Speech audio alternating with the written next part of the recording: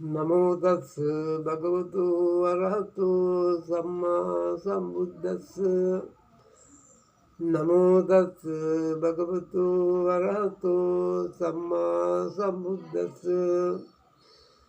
නමෝ තස් භගවතු වරහතු සම්මා සම්බුද්දස්ස ඒ භාග්‍යවත් අරියත් සම්්‍යක් සම්බුදුරජාණන් වහන්සේට මාගේ නමස්කාරය වේවා.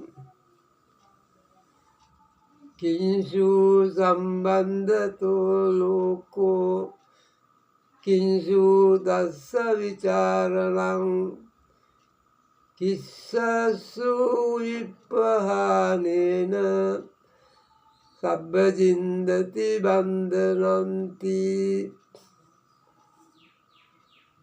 නන්දි සම්බන්ධනෝ ලෝකෝ විතක්කස්ස විචාරණං තණ්හාය විප්පහානේන සබ්බජින්දති බන්ධනන්ති. ශ්‍රද්ධාවන්ත පින්වතුනි, සංයුත්ත නිකායේ සගත වග්ගපාලියේ දේවතා සංයුත්තයේ අද්ද වග්ගයේ බන්ධන සූත්‍රයයි අද ධර්ම දේශනා. සද්ධර්ම ශ්‍රවණාපේක්ෂක පින්වතුනි, මේ අවස්ථාවෙහි පවත්වන්නට අදහස් කරන බන්ධන සූත්‍රයට උද්දේශය වශයෙන් නිදාන පාඨය ප්‍රකාශ කරන ලදී. ධර්මගතික සම්ප්‍රදායක් වශයෙන් ධර්ම දේශනයට ප්‍රථමයෙන් ධර්ම ශ්‍රවණානිසංස ප්‍රකාශිත යමක් ප්‍රකාශ කිරීම සුදුසුයි. බුද්ධ ශාසනය ලෝකයා අතර ප්‍රචලිත වූයේ, බුද්ධ ශාසනය ක්‍රියාත්මක වූයේ, පැවතුනේ ධර්ම දේශනයත් ධර්ම ශ්‍රවණයත් යන දෙකරුණ නිසා බව ප්‍රත්‍යක්ෂ සිද්ධියකි. බුද්ධ කාලයේ බුද්ධ ශාසනය ක්‍රියාත්මක වූයේ, පැවතුනේ ධර්ම දේශනයත් ධර්ම ශ්‍රවණයත් යන දෙකරුණ නිසා බව ප්‍රත්‍යක්ෂ සිද්ධියයි. බුද්ධ ශාසනයේ උගන්වන පරම නිෂ්ඨාව අසංකත නිර්වාණය. ඒ தත්ත්වයට පත්වීමට හෙවත් නිවන පසක් කිරීමට සිතින්ම ගමන් කළ යුතුයි. ඒ මානසික ගමන යාමට දේශනය පරමාධාර වේ. සීලය ගැන හරියට දේශනය කරතොත් අතන පිරිස අන්න විහිත නොවී, ඒ ශ්‍රවණයෙහිම ඍජුව යෙදෙතොත් අතන පිරිසට සීල විසුද්ධිය ඇති. සමාධිය හා ප්‍රඥාව සම්බන්ධයෙන් උත්තසේමය.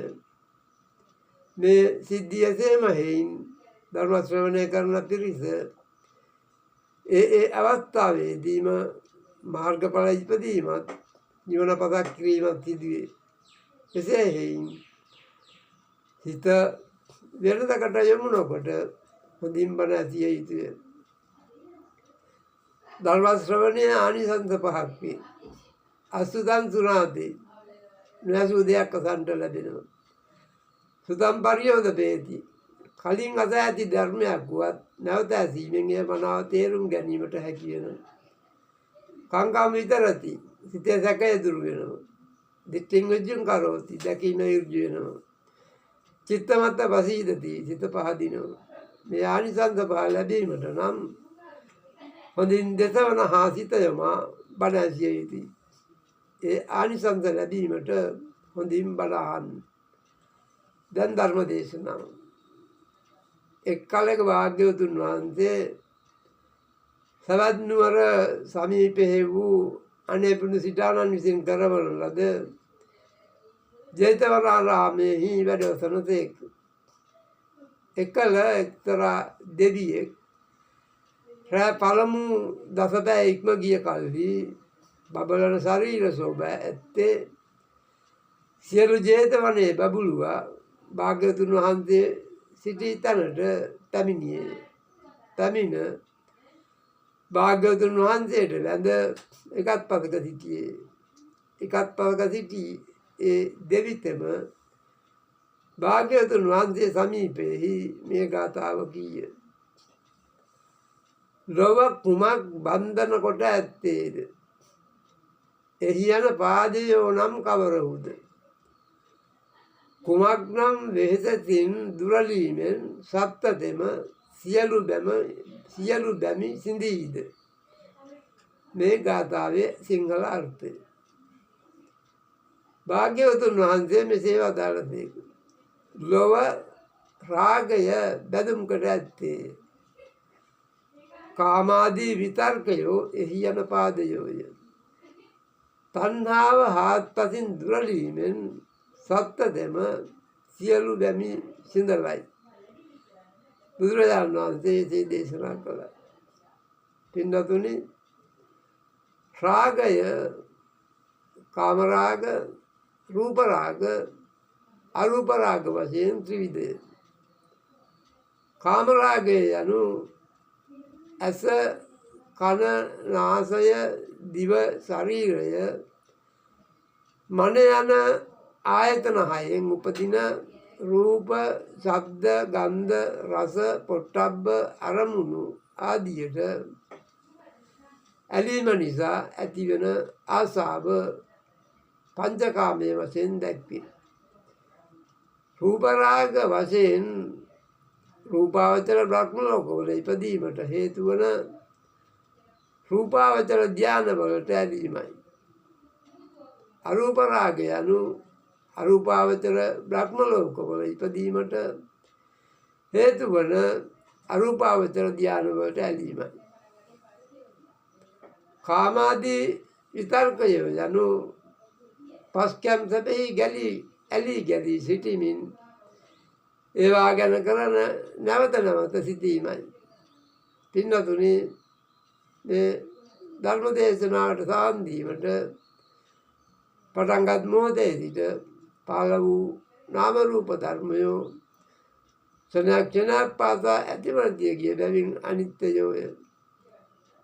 ඇතිවීම නැතිවීම දෙක නිරන්තරයෙන් පීඩා විඳ බැවින් දුක්ඛයෝය. තම තමන් කැමති ලෙස නොපැවතී බැවින් අනාත්මයෝය. නාම රූප ධර්මයෝ යනු පංච උපාදානස්කන්ධය, වේදනා උපාදානස්කන්ධය, සංඥා උපාදානස්කන්ධය, සංකාර උපාදානස්කන්ධය, විඥාන උපාදානස්කන්ධය යන උපාදානස්කන්ධ හතර නාමයයි. රූප උපාදානස්කන්ධය රූපයයි. පින්නතුනි, නාම ධර්ම වශයෙන් සබ්බචිත්ත සාධාරණ චෛතසිකයන්ගේ වේදනා, සංඥා, චේතනා, පස්ස, මනසිකාර යන චෛතසික පහද නාම ධර්මයි. පංච උපාදානස්කන්ධයේ වේදනා, සංඥා දෙක ඒ පසෙහිද ඒ අයුරුම දක්වන අතර චේතනා, මනසිකාර දෙක පංච උපාදානස්කන්ධයේ සංස්කාරයන්ට ඇතුළත් වී ඇත. පස්සය පංච උපාදානස්කන්ධයේ විඥාණයට ඇතුළත් වී තිබේ. සබ්බචිත්ත සාධාරණ චෛතසිකයන්ගේ නාම ධර්ම හඳුන්වන්නේ එසේය. මේ පංච උපාදානස්කන්ධයම තව ක්‍රමයකින් කිව්වොත් නාම රූප සමූහයම ක්ෂණයක් පාසා ඇති වෙයි නැති වෙයි. ඇසට ගැටෙන රූප, කනට ඇසෙන ශබ්ද, නාසයට ගැඳෙන ගඳ සුවඳ, කටට දිවට දැනෙන රසය, කයට දැනෙන පහස, සිතට දැනෙන අරමුණු නිසා මේ නාම රූප හටගනී. අනිත්‍ය වූ, දුක්ඛ වූ, අනාත්ම වූ නාම රූප සමූහය ඒකාන්තයෙන් දුක්ඛ සත්‍ය නම් වන්නේය. ඒ දුක්ඛ සත්‍ය උපදවන්නා වූ පූර්ව භව තෘෂ්ණාව ඒකාන්තයෙන් සමුදය සත්‍ය නම් වන්නේය. ඒ දෙකෙහි නොපැවැත්ම නම් වූ නිර්වාණ ධාතුව ඒකාන්තයෙන් නිරෝධ සත්‍ය නම් වන්නේය. ඒ නිරෝධ සත්‍ය අවබෝධ කර ගැනීමට වැඩිය යුතු වූ ප්‍රතිපත්ති මාර්ගය ඒකාන්තයෙන් මාර්ග සත්‍ය නම් වන්නේය. මේ ධර්ම ශ්‍රවණය කිරීමේ කුසලය මේ චතුරාර්ය සත්‍ය අවබෝධ කර ගැනීමට උපකාර වෙයි.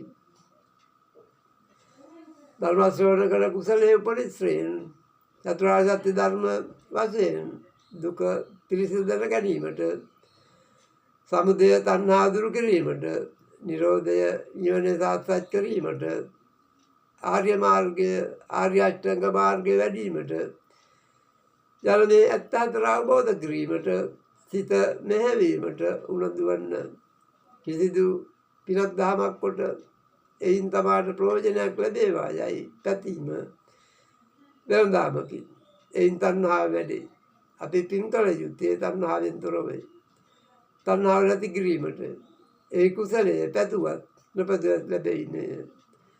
අපි කුසලයක් හෝ අකුසලයක් කළොත් ඒ විපාකය අපට ලැබේවයි පැතීම අවශ්‍ය නැත. කර්මය අනුව එය ඵල දෙයි. කම්ම යෝනි, කම්ම බන්දු, කම්ම පටිසරණ, කර්ම හේතු කොට, කර්මය ඥාති කොට, කර්මය පිළිසරණ කොට ඇත යන්නේ බුදුරජාණන් වහන්සේ දෙසූ සේක. පින්නතුනි, දෙවියන්ට පින් අනුමෝදන් කරන්න. එත්තාවතාච අම්හෙහි සම්භතං පුඤ්ඤ සම්පදං සබ්බේ දේවානුමෝදන්තු සබ්බ සම්පත්ති සිද්ධියා. එත්තාවතාච අම්හෙහි සම්භතං පුඤ්ඤ සම්පදං සබ්බේ භූතානුමෝදන්තු සබ්බ සම්පත්ති සිද්ධියා. එත්තාවතාච අම්හෙහි සම්භතං පුඤ්ඤ සම්පදං සබ්බේ සත්තානුමෝදන්තු සබ්බ සම්පත්ති සිද්ධියා. ධර්ම දේශනාමය හා ධර්ම ශ්‍රවණයමය කිරීමෙන් අප විසින් මෙතෙක් වේලා සම්පූර්ණ කරගත්තා වූ මේ පුණ්‍ය සම්භාරය අනුමෝදන් වීමෙන් සියලු දෙවියෝද, සියලු භූතයෝද, සියලු සත්වයෝද සැපයෙන් සැපේටම පත් වේවා. සාදු සාදු සාදු.